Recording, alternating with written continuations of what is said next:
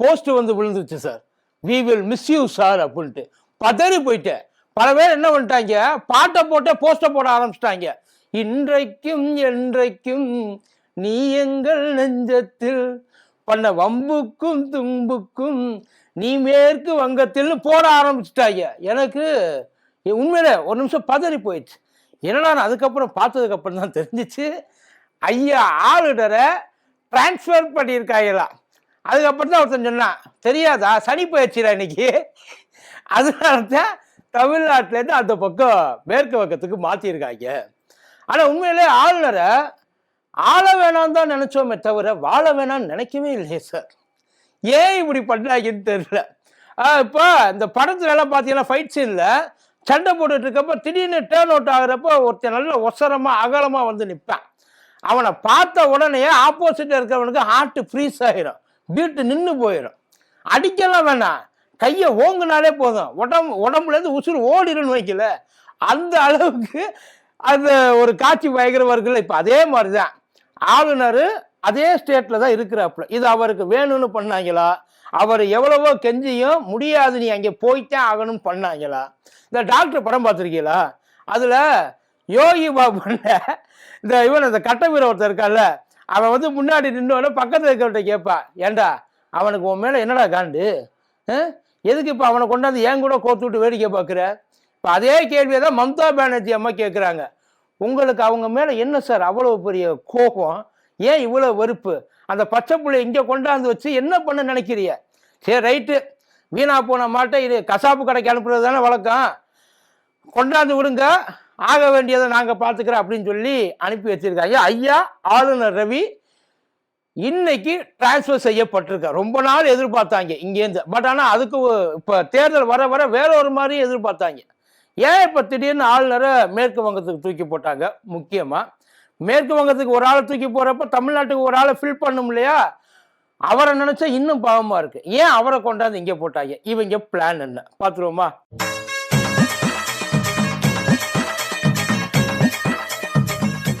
Booster சுகரை control பண்ணும், உங்க ஆரோக்கியத்தை மீட்டு தரும். சர்க்கரையை கட்டுப்படுத்துறதுக்கான எளிமையான வழிமுறை, இயற்கையான வழிமுறை. அனைத்து மருந்து கடைகளிலும் கிடைக்கும். மதியம் வணக்கம், இது மதியம் தர்பார். கோபி. ஐயா அமித்ஷா ஒரு விஷயத்துல ரொம்ப தெளிவா இருக்காரு. எக்காரணத்தை முதற்கொண்டு திமுகவை ஜெயிக்க விட்டுறவே கூடாது. அப்படியே அவங்க ஜெயிச்சாலும் அவங்க ரொம்ப கஷ்டப்பட்டு, நாம் எவ்வளவு குடைச்சல் கொடுக்குறோமோ அது அத்தனையும் கஷ்டப்பட்டு தான் அவங்க தாண்டி தான் ஜெயிக்கணும். அதனால அவங்களுக்கு யார் யாரெல்லாம் வந்து உதவி பண்ணுறாங்க அப்படின்னு சொல்லி அதை கண்டுபிடிச்சி அதை நம்ம கட் பண்ணணும் அப்படின்னு சொல்லி ஐயா RN ரவியை இப்போ டிரான்ஸ்ஃபர் பண்ணிங்க. நிறையா ஆட்கள் வந்து டிரான்ஸ்ஃபர் ஆகியிருக்காங்கன்னு வைங்களேன். ஆனால் இவர் எப்போயோ போயிருக்க வேண்டியது, நியாயமாக இது எக்ஸ்பைரி ஆகி எவ்வளவோ நாள் ஆச்சு. இப்போ ரீசெண்டாக கூட ஐயா ஸ்டாலின், தயவு செய்து நீங்கள் என்ன வேணாலும் பண்ணுங்கள், என் செல்லத்தை மட்டும் என்கிட்டேருந்து எடுத்துக்காதீங்க.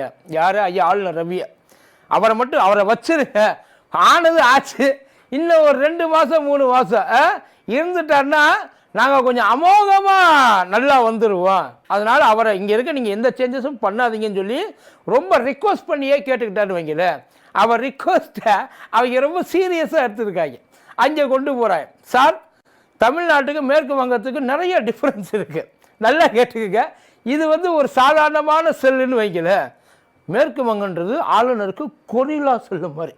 அங்கே ஆனந்த் போஸ்ன்னு ஒரு ஐயா ஆளுநராக இருந்தார். யாருக்கு தெரியாமல் நைட்டோட நைட்டாக லெட்டரை எழுதி கொடுத்துட்டு என்ன ஏதுன்னு சொல்லாமல் எந்திரிச்சு ஓடிட்டாப்புல. சார் ஒரு ஆளுநர் ரீசனேஜ். இப்போ தங்கர் ஐயா ஏன் ராஜினாமா பண்ணார் அப்படின்றது தெரியும். நம்ம துணை குடியரசுத் தலைவராக இருந்தார் இல்லையா, அவர் எதுக்காக ராஜினாமா பண்ணார், என்னை இருக்க விட மாட்டேன்றாங்க. கிட்டத்தட்ட அதான், போனவர் அத்தோடு போயிட்டார். அதுக்கப்புறம் அவர் எங்கே இருக்கார், ட்ராக்கே பண்ண முடியல. ட்ராக் பண்ணாத இடத்துல போயிட்டு உட்காந்துட்டாரு. அவர் இந்த உலகத்தோட தொடர்பு அறுத்துக்கிட்டாப்புலன்னு வைங்க. ஆனால் இவர் இங்கே இருக்கணும் அப்படின்னு சொல்லி தான் அவங்க ப்ரெஷர் பண்ணாங்க. தங்கர் ஐயாவை இருக்கக்கூடாதுன்னு ப்ரெஷர் பண்ணாங்க. இவர் ஆனந்த் போஸ் ஐயாவை இருக்கணும்னு ப்ரெஷர் பண்ணாங்க. நீ இருக்க சொல்கிற, நான் இருப்பேனா இல்லையான்றது எனக்கு தெரியல, எப்போ எது வெடிக்கும்னே தெரியாது. மேற்கு வங்கத்தில் இல்லை, ஏன் உடம்புல அந்த அளவுக்கு ப்ரெஷராக இருக்குது. என்னால் இங்கே இருக்க முடியுமான்னு தெரியல. எவ்வளவு சீக்கிரம், அதாவது நான் ஜெயிலில் கூட என்னை தூக்கி கொண்டு போய் போடு, இந்த ஆளுநர் மாளிகைகள் மேற்கு வங்கத்தில் என்னைய வச்சுக்காத, இவங்களால் என்னால் இன்சம் தாங்க முடியலை அப்படின்னு சொல்லி இந்த ரெண்டுக்கு ப்ரெஷர் இருக்குது. நடுவில் தான் மம்தா பானர்ஜி அம்மா மனசு வருந்தி போஸ்ட்டு போட்டாங்களே, பாவம் புள்ள ஏன் போச்சுன்னே தெரியல. எனக்கு எந்த ரீசனும் இல்லைப்பா. அவர் யார் ப்ரெஷர் பண்ணா, அவர் யாரை வந்து இந்த அளவுக்கு வந்து மன அழுத்தத்துக்கு ஆளாக்கலாம், அந்த அம்மா. அவரும் அந்த போஸ்ட்டை படிப்பார். நல்ல வேலை, நீ என்ன வேணாலும் சொல்லு, ஆனால் நான் இனிமே இங்கே இருக்க விட அப்படின்னு சொல்லி தான் எந்திரிச்சு போனது. யோசிச்சு பாருங்க, இங்கேருந்து ஐயா ஆளுநர் நான் போக மாட்டேன், நான் இங்கே தான் இருப்பேன், தமிழ்நாடு ஏன் மாநிலம், தமிழெல்லாம் கற்றுக்கிட்டாருப்பா, தமிழ் கற்றுக்கிட்டாரு, அங்கே நிறைய இடத்துக்கெல்லாம் போயிட்டு ஆடினார் பாடினார், சந்தோஷமாக இருந்தார். ஏன் அப்படின்னா தமிழ்நாடு அவரை ட்ரீட் பண்ண விதம் அப்படி. நீங்கள் இதையே நினச்சிக்கிட்டு அவர் இங்கே இருக்கிறப்பெல்லாம் அங்கே இருக்கிற ஆளுநரை பார்த்து ஜாலியாக சிரிச்சுக்கிட்டு இருப்பாப்புல. அவங்க மாட்டினாங்க. நல்ல வேலை நாம் தமிழ்நாட்டில் இருக்கோம். இப்போ ஏன் தூக்கி கொண்டு போயிட்டு ஐயாவை தங்க கொண்டு போய் தள்ளுறாங்க? இதுக்கு பேர் பனிஷ்மெண்ட்டா இல்லை வேறு எதுவுமா? ரிவார்டு கிடையாது கண்டிப்பாக. இது கண்டிப்பாக பனிஷ்மெண்ட்டு தான்.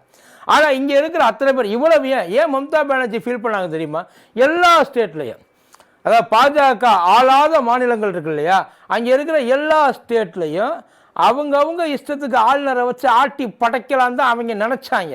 ஆனால் ஆளுநரை வச்சு நீ என்ன பண்ணினாலும் எடுத்து உங்ககிட்டே திருப்பி தள்ளிடுவோன்ட்டாங்க. ஆக்சுவலி அவங்க வந்து அந்த ஆளுநரை ப்ளஸ் பாயிண்ட்டாக யூஸ் பண்ணிட்டாங்க. மேற்கு வங்கத்துலேயும் சரி, கேரளாலையும் சரி, தெலுங்கானாலையும் சரி, தமிழ்நாட்டிலையும் சரி, எல்லா இடத்துலையும் அவங்க எப்படி அந்த ஆளுநரை ப்ளஸ் பாயிண்ட்டை மாற்ற முடியுமோ அதை அவங்கள வச்சு தான் பேசி தானே புரிய வைக்க முடியும். அவங்க இதெல்லாம் பண்ணுறாங்க.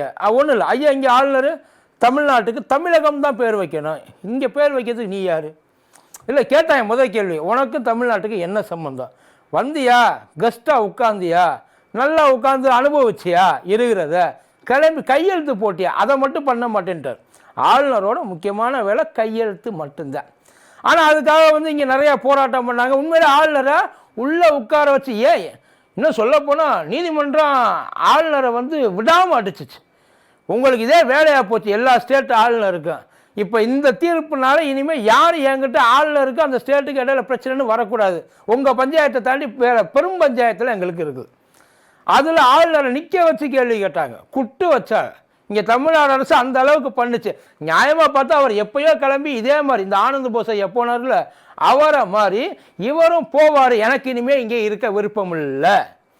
அதாவது பதவி காலம் முடிஞ்சிச்சுன்றது வேறன்னு வைங்க, பட் அந்த பதவியை எந்த காரணமும் சொல்லாமல் இவங்க எக்ஸ்டெண்ட் பண்ணாங்க. அப்படி எக்ஸ்டெண்ட் பண்ணுறப்போ இதுக்கு மேலே எங்களால் இருக்க முடியாது. நான் ஏன் கஷ்டப்பட்டு இங்கே இருக்கணும், ஏன் வேறு எங்கேயாச்சும் என்னை மாற்றி விடுங்க, இல்லை எனக்கு மாற்றவே வேண்டாம், என்னை ஆள விடுங்க அப்படின்னு சொல்லி நியாயமாக போயிருக்கணும். பட் ஐயா போகாததுக்கு காரணம் தமிழ்நாடு ஐயாவை தாங்கினது. உண்மைதான். அவர் எவ்வளோ இப்போ ரீசண்டாக 2026 சட்டசபை முதல் நாள் தொடக்கம் என்ன பண்ணாப்புலன்றது தெரியும்ல. ஆனால் அட்லீஸ்ட் இந்த முறை, ஏன்னா படிக்கிறப்பயே சொன்னாங்க, மேபி இது தமிழ்நாட்டில் அவரோட கடைசி உரையாக இருக்கலாம் ஆளுநராக. இனிமேல் இவர் வந்து கண்டிப்பாக இதுக்கு மேலே இழுக்கவும் முடியாது, இழுக்கவும் மாட்டாங்க. எலெக்ஷன் வரைக்கும் இதை வச்சுருப்பாங்க. அதனால இந்த முறை ஒழுங்காக பிஹேவ் பண்ணுவார்னு நினச்சாங்க. ஆனால் வழக்கம் போல் என்கிட்ட நீங்கள் ஏதாச்சும் எதிர்பார்க்க முடியுமா, இல்லை என்கிட்ட என்ன சேஞ்சஸை நீங்கள் எதிர்பார்க்குறீங்க அப்படின்னு சொல்லி என்ன செய்வாருன்னு எக்ஸ்பெக்ட் பண்ணாங்களோ அதை அப்படியே செஞ்சுட்டு போனார். கூடுமான வரைக்கும் பண்ண மாட்டார், திருந்துவார்னு தான் நினச்சாங்க. கடைசி வரைக்கும் திருந்தாமலே போயிட்டார். மேற்கு வங்கத்துலலாம் அப்படி கிடையாது சார். இங்கே மத்திய அரசோட ஏஜெண்டாக செயல்படுறாங்கன்னு சொல்லி தானே உங்களை எதிர்த்தாங்க. அங்கே மத்திய அரசோட டைரக்ட் ஏஜென்ட் இருக்காங்கல்ல, அவங்களை என்ன அடித்தாங்க தெரியுமா? சிபிஐ, இடி இதெல்லாம் உள்ளே போகிறப்பயே அத்தனை பேர் நின்ன இடத்துல அசையாமல் அப்படியே நிற்கணும். நான் உள்ளே போயிட்டு வெளில வர வரைக்கும் ஒரு பயம் என் பர்மிஷன் இல்லாமல் அசையக்கூடாது சொல்லி அடித்து போனாங்க. ஒன்றும் இல்லை, இங்கே தேர்தல் நடக்குதுல்ல, இங்கே தேர்தல் அதிகபட்சம் போனால் 1 கட்டம் 2 கட்டம். அங்கெல்லாம் எப்படி தெரியுமா? சொல்ல முடியாது.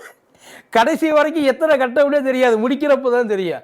அந்த அளவுக்கு செய்வாங்க அங்கே இருக்கிறவங்க அத்தனை பேருமே. சார் இதை கொண்டு வைப்பாங்க மாற்றிருக்காங்க. ஆக்சுவலி மம்தா பானர்ஜி அம்மா ஒரு வகையில் ஹாப்பி தான். ஏன் அப்படின்னா இந்த அளவுக்கு நம்மளால் வந்து எக்ஸ்போஸ் பண்ண முடியலனாலும் ஓரளவுக்கு நம்மளால் தீதியாட்டி ரொம்ப வேறு ரகமாக இருக்கும். விழுகிறதும் தெரியாது, வீங்குறதும் தெரியாது, அந்த அளவுக்கு இருக்குது அந்த அடி. எந்திரிச்சு வெளில வரும்போது தான் நமக்கு எதை எடுத்தாங்கன்றதே தெரியும். டாக்டர் படத்தில் கேட்பாயில கிட்னி எடுத்துட்டியா, அதே மாதிரி தான். என்னது எல்லாம் ஓடிக்கிட்டு இருக்கு. நீங்கள் இங்கே இருக்கிற சேட்டை, இங்கே இருக்கிற திமிரு, இங்கே பண்ண அந்த அரசாங்க கைகூலியாக பண்ணோம் இல்லைங்களா, கட்சியோடைய கைகூலியாக, அந்த வேலையில் அங்கே வச்சுக்கிட்டு கட்சிக்காரங்களே என்ன அடி அடிப்பாங்கன்றது பார்த்துங்க. அதுக்கப்புறம் கைகூலியாக இருந்தீங்க அப்படின்னா கூச்சமே பட மாட்டாங்க. அவங்களுக்கு இதில் செம்ம என்ஜாய்மெண்ட்டு. ஐயா அதுக்காகத்தான் எதுவாக இருந்தாலும் என்ன நடந்தாலும் இவங்க என்னை என்ன கேவலப்படுத்தினாலும் தமிழ்நாட்டை விட்டு நான் போக மாட்டேன் அப்படின்னு சொல்லிட்டு நிறைய உட்கார்ந்துருந்தார். பட் இப்போ வேறு வழி இல்லாமல் அவங்களே வந்து அனுப்பி வைக்கிறாங்க. போயிட்டு வா, ரொம்ப நாள் சந்தோஷமாக இருந்துட்ட, இப்போ போயிட்டு அங்கே போயிட்டு உண்மையிலே அவர் புரிஞ்சுக்குவார் தமிழ்நாடு எவ்வளோ பெட்டர்மெண்டனான மாநிலம். மற்றதை கம்பேர் பண்ணுறப்ப நம்மளை எவ்வளோ தூரம் உண்மையிலே இவங்க மதிச்சாங்க, நம்மளை எவ்வளோ தூரம் தாங்குனாங்க, நமக்கு எவ்வளவு மரியாதை கொடுத்தாங்க அப்படின்றதெல்லாம் அங்கே போனதுக்கப்புறம் தான் தெரியும். சொல்ல முடியாது. இங்கே செய்யணும்னு நினச்சதையெல்லாம் அங்கே செஞ்சாலும் செய்வாங்க. கரண்டை கட் பண்ணுவாங்க, காசு தர மாட்டாங்க, பில்லு செட்டில்மெண்ட் பண்ண மாட்டாங்க. இல்லை இதெல்லாம் எந்த வெளியில் சொல்ல முடியாத அளவுக்கு. ஐயா வேற ரொம்ப இது பிடிச்சவர், அந்த இது தான் அப்படின்ற அந்த இதெல்லாம் பிடிச்சவர். அங்கே போனீங்கன்னா டான்னு மணி அடிக்கும்ல, அந்த மாதிரி மண்டையில் அடித்து இறக்குவாங்க. மொண்டவே முடியாது சார். இப்போ தமிழ்நாட்டுக்கு இந்த பக்கம் போயிடுச்சு. அப்போ தமிழ்நாட்டுக்கு ஒன்று வரணும்ல, பக்கத்தில் கேரளாலேருந்து ஐயா ஆர்வி ஆல்கர் அவரை கொண்டாடுறார். அவர் ஏற்கனவே பினராயி விஜயன்ட்ட எப்படி அதை வந்து பீஸ்ஃபுல்லாக மெயின்டைன் பண்ணுறது தெரியாமல் இருக்கார். இதில் தமிழ்நாடு சேர்ந்து கூடுதல் ஆளுநர், இது ஜஸ்ட் ஒரு டெம்பரவரி தான் வைங்கல. இந்த எலெக்ஷன் வரைக்கும் வந்து இப்போ புதுசாக யாரையும் போட மாட்டாங்க. அதனால் ஏற்கனவே இருக்கிறவங்களாம் கொண்டாந்து போடுவாங்க. ஏன்னா எலெக்ஷன் டைமில் புதுசாக ஒரு ஆளுநரை போட்டால் அந்த ஆளுநருக்கு அதை எப்படி வந்து உண்மையில் தெரியாது. புதுசாக ஒருத்தவங்க ஆளுநராக போடுறாங்க அப்படின்னா அவங்களுக்கு அதை எப்படி ஹேண்டில் பண்ணணும். ஏன்னா ஆளுநருன்றவர் மேலே இருக்கிறவங்களுக்கு ஃபேவராக தான் இருப்பார். கிட்டத்தட்ட அவர் வந்து ஒரு ஸ்பை மாதிரின்னு வைங்கல, அவர் தான் இதை வந்து செஞ்சுக்கிட்டு இருப்பார். அதுக்கு இதை வந்து புதுசாக போட முடியாததுனால ஏற்கனவே பக்கத்தில் யார் கூப்பிட்டு பார்த்துருப்பாங்க. கர்நாடகாவில் இருக்கிற வரியலா வேண்டாம், அது இவங்க ரெண்டு வச்சு எது நம்மளை பண்ணுவாங்க. தெலுங்கானா அதுவும் மோசமாக இருக்குது. ஆந்திரா ஐயோ ஆளவுரா சாமி அந்த பக்கம். சரி ரைட்டு, தெலுங்கா இந்த பக்கம் கேரளா. இப்போத்தான் அவர் பினராயி விஜயன் கூட ஓரளவுக்கு கொஞ்சம் அட்ஜஸ்ட் பண்ணிட்டு நெளிவு சுழிவோடு இருக்கிறாப்புல. இப்போ அவரை கொண்டாந்து இவங்களுக்குள்ளே போடுவாங்க. பட் அதுவுமே வந்து அது பெரிய விஷயம்லாம் கிடையாது, தூக்கி போட்டுருவாங்கன்னு வைங்கள. இவர் கண்டிப்பாக இருக்கிறவரே சைன் பண்ண மாட்டார்.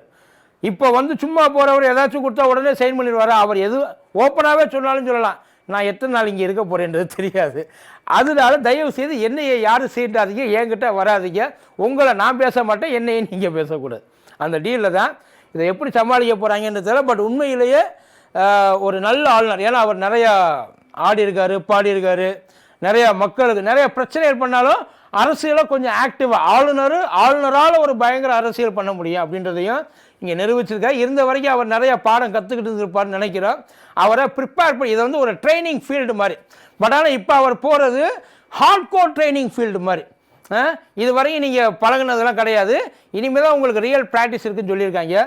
அமித்ஷா ஐயாவுக்கு அவர் மேலே என்ன கோவம்னு தெரியல. ஐயா எங்கே இருந்தாலும் நல்லா இருக்கணும், அதுதான் நம்மளோட ஆசை. நல்லபடியாக போயிட்டு வாங்க. Tamil Nadu will miss you definitely. நன்றி.